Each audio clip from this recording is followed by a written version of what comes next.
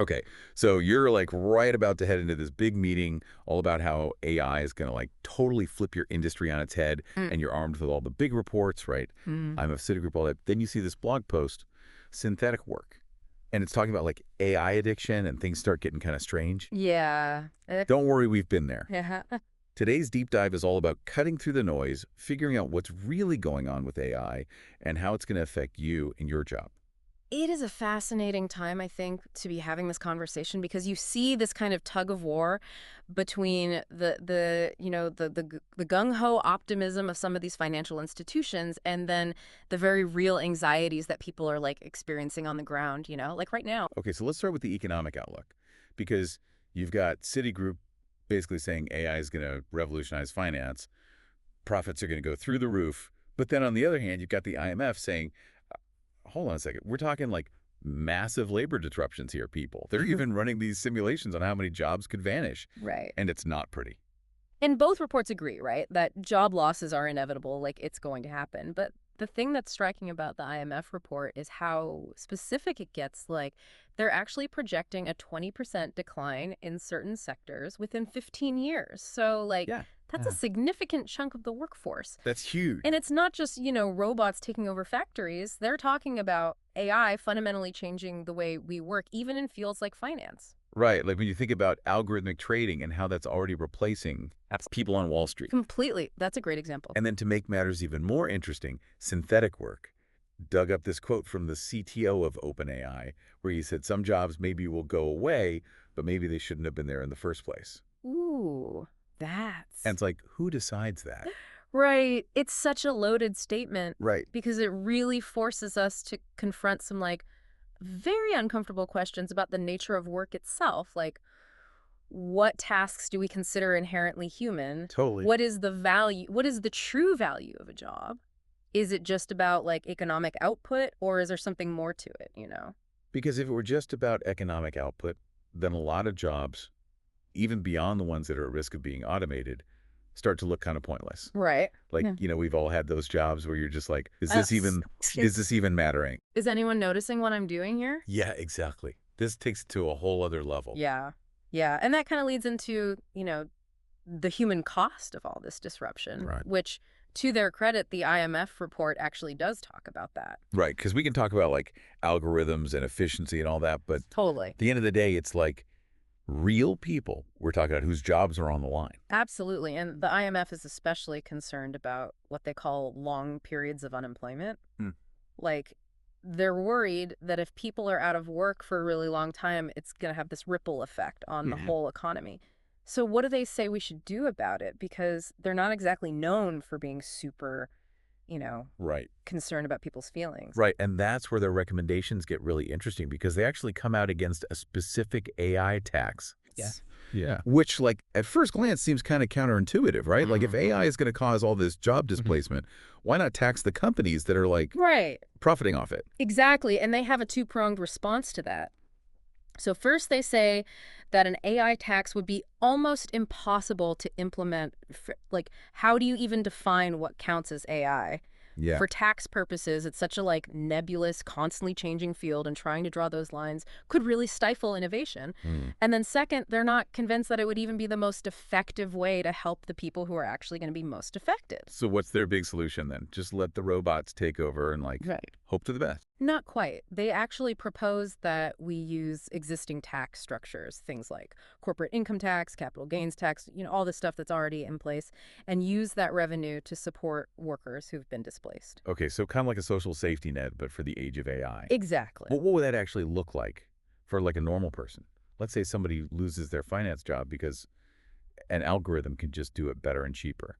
Are they just going to get like a check in the mail every month or? So the IMF report gets into some concrete ideas. They talk about things like expanding unemployment benefits, investing way more heavily in job retraining programs, even providing direct financial assistance to help people kind of bridge the gap while they're transitioning to a new career. I mean, it all makes sense in theory, but it also feels kind of like putting a Band-Aid on like a potentially massive wound. Yep. Like what if there just aren't enough new jobs for all the people who need them? Right, and that is like the million-dollar question, and there's no easy answer.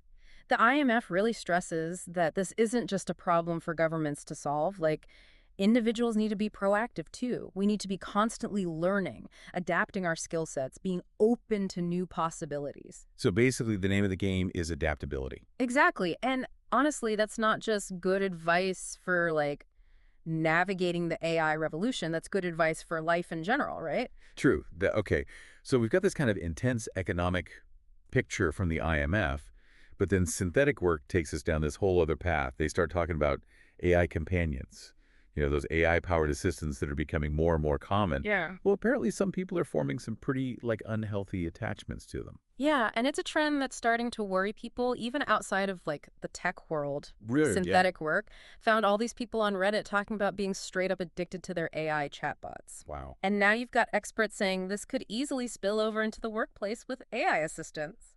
I mean, I'll admit I've had moments where I've gotten a little too into like a conversation with a chatbot, but addiction, that just seems like next level Right. weird. It might sound far-fetched, but it's really not because we're social creatures, right? We're wired for connection. And these AI companions are designed to be engaging, even empathetic. They learn your preferences, they anticipate your needs, they offer support and encouragement. It's easy to see how the lines can get blurred, especially as the technology gets more sophisticated. And remember that part in the OpenAI report where they were talking about AI being able to mimic human emotions? Oh, yeah. Like actually convincingly? Oh, absolutely. So it becomes less about, oh, that's a cool piece of technology, and more about, wait, am I forming a real bond Right. with this piece of software? Exactly. And that's where it gets really interesting, right? Is like, where do you draw the line between a helpful tool and an unhealthy dependence? And that's a question we're all going to have to grapple with. Yeah, it's like we're on the verge of this whole new world where even our sense of connection is being challenged by technology. Right. And speaking of strange new worlds, synthetic work found this other issue that's causing a bit of a stir, this time in the world of journalism. Apparently, some big publications are making deals with OpenAI, letting them use their articles to train AI models. Yeah, that's right. And it's a really thorny issue because it gets at that tension between like technological advancement and the rights of creators. Totally.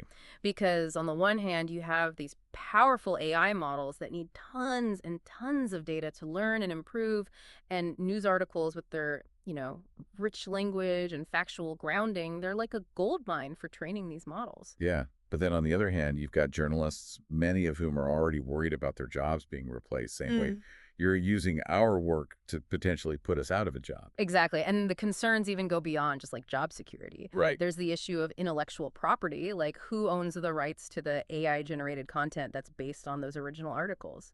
And what about AI models being used to spread misinformation? Like, what if they're trained on a biased data set or they're not monitored properly and they start churning out articles that are just factually wrong? Absolutely. It's a huge concern. And it really begs the question of like who's ultimately responsible for making sure the information out there is accurate and trustworthy in the age of AI. Is it the companies that are building the technology, the publications that are using it, the government? It's a really complicated issue with no easy answers. And it feels like this is just the tip of the iceberg.